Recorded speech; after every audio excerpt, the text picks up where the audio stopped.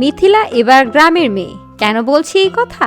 অন্যদিকে সিনেমা বানিয়ে দেউলিয়া এই পরিচালক, সাইকেল পর্যন্ত কেনার টাকাও নেই তার কাছে। কিভাবে হলো এই অবস্থা সেটাই শেয়ার করব আজ এই ভিডিওতে। প্রথমেই আসি মিথিলার কাছে। কলকাতায় মুক্তি পাচ্ছে রাফিয়াত রশিদ মিথিলা অভিনীত সিনেমা ও অভাগী, যেখানে মিথিলাকে দেখা গেল প্রতিবাদী ও রহস্যময়ী এক নারী চরিত্রে, যাকে ঘিরেই সিনেমার গল্প। সিনেমায় উঠে এসেছে কিশোরী থেকে শুরু করে এক মায়ের সংগ্রামের ইতিবৃত্ত, যাকে ঘিরেই সিনেমার গল্প। প্রথমেই মিথিলাকে দেখা যায় দুরন্ত কিশোরীর চরিত্রে, যে সব সময় গ্রাম জুড়ে মাতিয়ে রাখে। তার এমন কাণ্ড দেখে সবাই ভাবে এই মেয়ে বিয়ের পর কিভাবে সংসার করবে, কে তাকে ঘরে তুলবে। কখনো সামনে কখনো আড়ালে শুনতে হয় নানা কথা। সেই মেয়ের এক সময় বিয়ে হয়, তারপরও দুঃখ তার পিছু ছাড়ে না।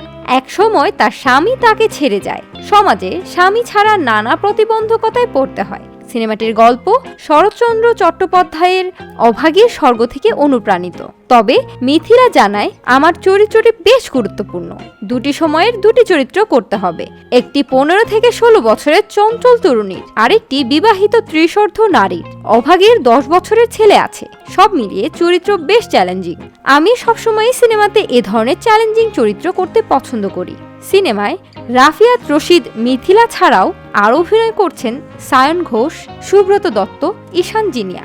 আবার সিনেমা বানিয়ে দেউলিয়া এই পরিচালক, তার কাছে বাসা ভাড়া বা সাইকেল কেনার টাকা পর্যন্ত নেই। কিভাবে হলো তার এই অবস্থা? গত বছরের অন্যতম প্রশংসিত সিনেমা জোরাম, সমালোচকদের ব্যাপক প্রশংসা, বিভিন্ন পুরস্কারে মনোনয়ন জুটলেও বক্স অফিসে ডাহা ফ্লপ করে সিনেমাটি। সম্প্রতি প্রবণ চোখানির সঙ্গে এক সাক্ষাৎকারে সিনেমাটির নির্মাতা দেবাশিস মাকিজা বলেছেন, জোরাম এর বক্স অফিস ব্যর্থতায় তিনি দেউলিয়া হয়ে গেছেন। ফিল্মফেয়ার পুরস্কারে সমালোচক শাখায় মনোনয়ন পেয়ে 2 বিভাগে পুরস্কারও জেতে জোরাম, কিন্তু বক্স অফিস থেকে আয় করতে পারেনি সিনেমাটি। সম্প্রতি দেওয়া সাক্ষাৎকারে তিনি জানিয়েছেন, এতদিন কাজ করেও তিনি সিনেমা বানিয়ে অর্থনৈতিকভাবে স্বাবলম্বী হতে পারেননি। বাড়ি ভাড়ার টাকা জোগাতে আমাকে হিমশিম খেতে হয়েছে। 5 মাস ধরে বাসা ভাড়া দিতে পারিনি। বাড়ি থেকে তাড়িয়ে না দিতে বাড়িওয়ালার কাছে হাত জোর করেছি। নিজের দুরবস্থার কথা জানিয়ে দেবাশিস আরও বলেন, আমার বয়স 40 পার হয়েছে, কিন্তু এখন আমার একটা সাইকেল কেনার সামর্থ্যও নেই।